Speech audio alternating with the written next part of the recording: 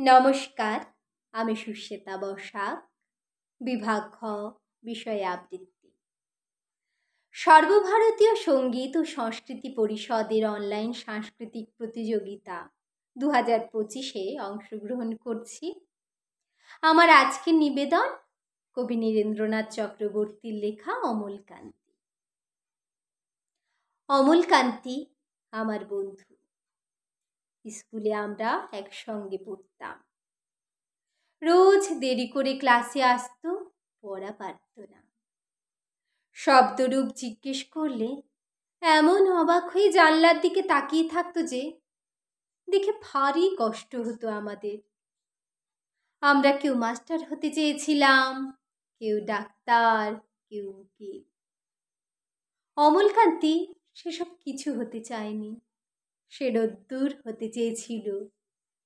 ক্ষান্ত বর্ষণ, কাক ডাকা বিকেলের সেই লাজুক রোদ্দুর, জাম আর জামরুলের পাতায় যা নাকি অল্প একটু হাসির মতন লেগে থাকে।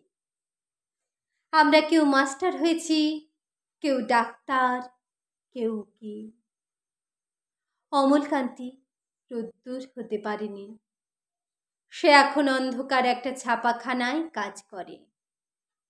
মাঝে মধ্যে আমার সঙ্গে দেখা করতে আসে, চা খায়, এটা ওটা গল্প করে, তারপর বলে, উঠি তাহলে।